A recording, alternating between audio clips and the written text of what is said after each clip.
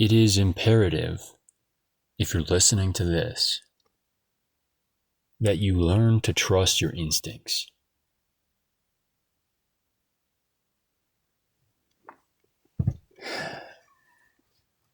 The mind is a powerful tool. But just as it is a powerful tool that can sometimes be wielded to an end, it can also be a powerful tool of your own destruction.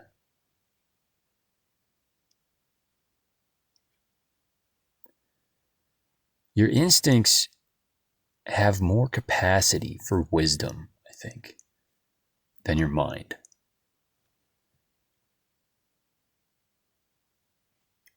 Much of modern society is about getting us to reject our instincts in favor of trusting some concept that has been planted in the mind from someone else. Something that did not come from within.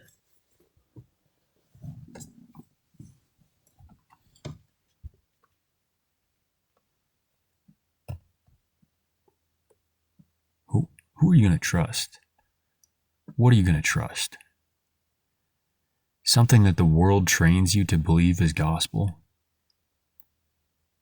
Or something that comes from within?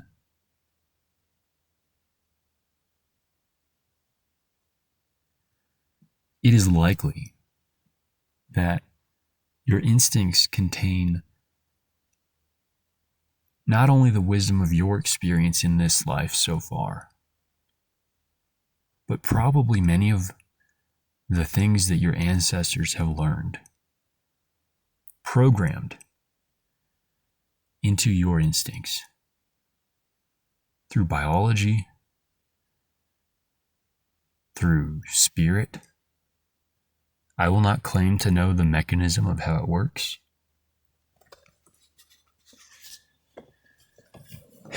But so much of Western civilization has been about trying to convince us all to abandon our, what we call baser instincts. Your base instinct is to be emotional in this context or that one. Whereas in a civilized society, we favor as a virtue level-headedness, and rightly so. Much of this is good. It's what I'm discussing today is not something that needs to be uprooted completely, but instead something that we need to watch for the excess.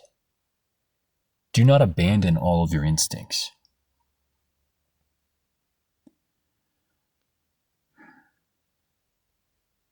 The simple man is thrown around by his instincts like an object in a spin cycle on a dryer.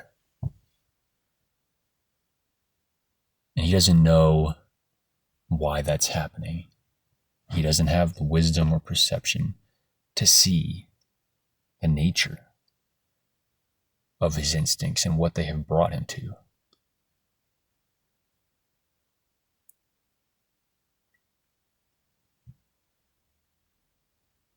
But the wise man is one who has integrated the things he's experienced into his inner self, let's say.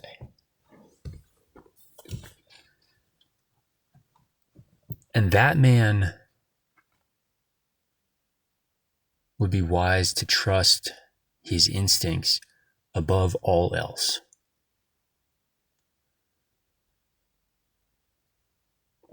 You will notice at times in life, you'll have a memory from a time a long time ago where you were feeling some kind of social pressure to go along with a certain thing, whatever it is. Your instincts told you to resist it. There were plenty of pressures, maybe incentives or just social pressure that we're trying to force you into this thing, and it may be benign. It may just be a simple question of just agreeing with someone. But it didn't feel right. That's what I want to zero in on today. It didn't feel right.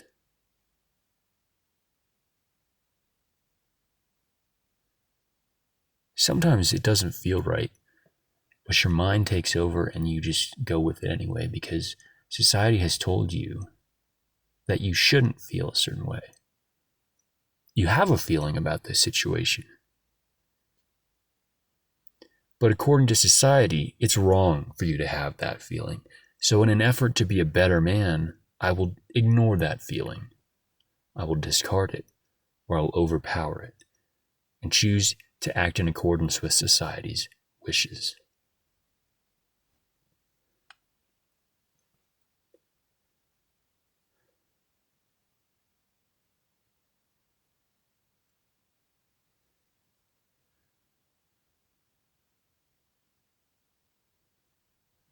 Maybe you have that experience, and 10 years later, you remember it, you think back on it, and you realize, I was right. And maybe you gave in to the pressure then, or you didn't. But either way, you think back and you realize, there was no reason for me to do anything except exactly what my instincts said. This is an experience that some people will... It's like anything I say. I mean, I'm not convincing anyone of anything here. Either you've had this experience or you have not. But if there's been enough times in your life where it has turned out that your instincts were right, or that they were pointing to something that was worth drawing your attention to, and you learn not to ignore them, maybe what I'm saying will resonate. If not, I mean, far be it from me to try to change your mind.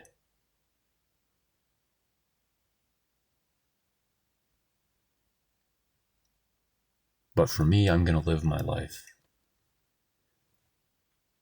in a way that trusts maybe my most valuable asset on this earth, which is my instinct. When you meet a person, here's a great example. I feel that when I meet a person, especially as I get older, I can tell almost instantly, let's say within 30 seconds of meeting them, I can tell if this person has a good nature or a bad nature, or anywhere in between, or if their nature is compatible with mine, if we were meant to get along in close proximity with each other.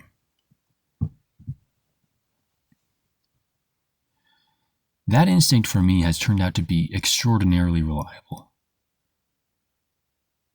It is very, very, very reliable.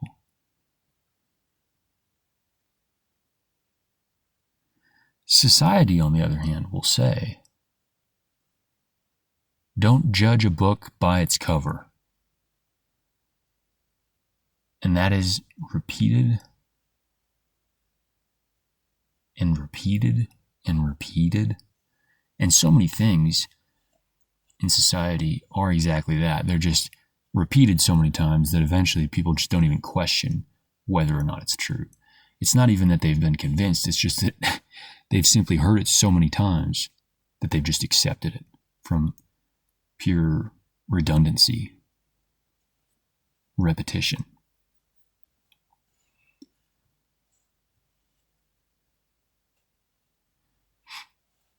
Of course, there is wisdom in saying, sometimes don't judge a book by its cover, because sometimes your initial perception is not quite accurate. And at times in life, there will be more under the surface. either with a person or a thing or a situation, than you saw at first glance. Keeping your mind open to that possibility is a form of wisdom. However, it is also the case that you can and should judge a book by its cover, particularly if you have fostered a good sense of instinct inside you.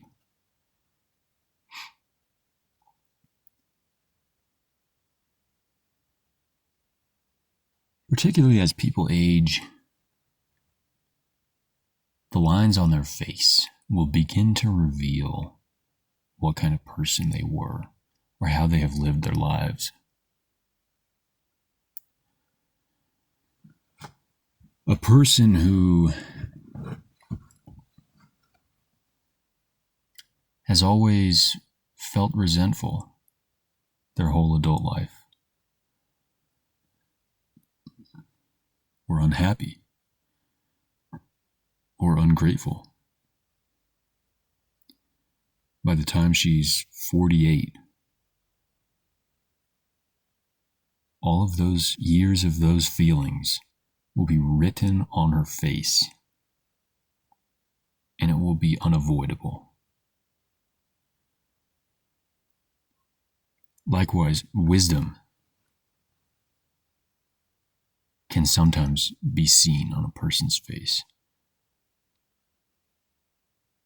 Joy, carefulness, ingenuity.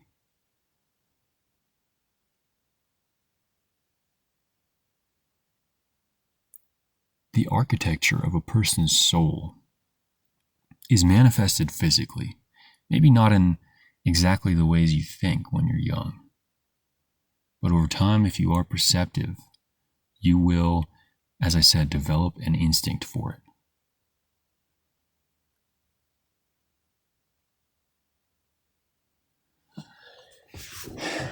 Evil thrives in an environment where there's a lot of deliberation and careful consideration and hesitation. Oh boy, hesitation is a great friend of evil.